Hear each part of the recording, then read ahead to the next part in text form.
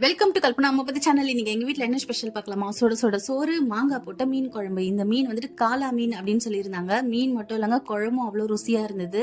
அதுக்கப்புறம் இந்த மீனை முறுன்னு வறுத்து வச்சிருக்கேன். எறா தொக்கு பண்ணி வச்சிருக்கேன். எறா தொக்கு வந்துட்டு ரொம்ப ட்ரையாகவும் இல்லாம ரொம்ப தொக்காவும் இல்லாம கொஞ்சம் மீடியமா செஞ்சிருக்கேன். இது எப்படி செய்யலான்றதை பார்க்கலாமா?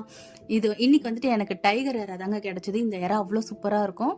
இதுக்கு தேவையான அளவுக்கு கடாயில எண்ணெய் ஊத்திக்காங்க. கொஞ்சோண்டு ஒரு சிட்டிகை அளவுக்கு சோம்பு போட்டிருக்கேன். உங்களுக்கு சோம்பு ஸ்மெல் பிடிக்காது அப்படின்னா நீங்கள் கடுகு கூட போட்டுக்கலாம். நான் வெங்காயம் கம்மியாக போட்டிருக்கேன், ஏன்னா கொஞ்சம் ட்ரையாக செய்ய போகிறேன்றதுனால. உங்களுக்கு தொக்கா வேணும்னா வெங்காயம் எக்ஸ்ட்ரா போட்டுக்கோங்க. எப்பவும் போல் கருவேப்பிலை போட்டுக்கோங்க. இஞ்சி பூண்டு பேஸ்ட் மட்டும் நீங்கள் எறாவுக்கு கம்மியாக போடுங்க. நிறைய போட்டிங்கன்னா இந்த இஞ்சி பூண்டு டேஸ்ட்டு தான் தெரியுமே தவிர எறாவோட ஸ்மெல்லோ எறாவோட டேஸ்ட்டோ உங்களுக்கு தெரியாது. கம்மியாக போட்டுக்கோங்க. அதுக்கப்புறம் பாதி வெங்காயம் வதங்கினதுக்கப்புறம் மஞ்சத்தூளும் ரெட் சில்லியும் போட்டுக்கிறேன். ரெட் சில்லி நான் அதிகமாக போடுறதுக்கு காரணம், நான் வீட்டில் அரைச்ச காஷ்மீரி சில்லி, இது காரம் இருக்காது.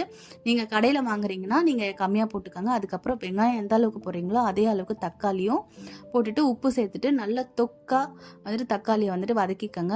அதுக்கப்புறம் தக்காளி நல்லா வதங்கினதுக்கப்புறம் க்ளீன் பண்ணி வச்சுருக்க எறா, வீட்டில் அரைச்ச குழம்பு மிளகாத்தூள் காரத்துக்கு ஏற்ற மாதிரி, அதுக்கப்புறம் லைட்டாக தண்ணியை தெளிச்சுட்டு கிளறி விட்டு சிம் பண்ணி மூடி போட்டு வச்சுருங்க. ஒரு 5 நிமிஷம் கிளறி விடுங்க.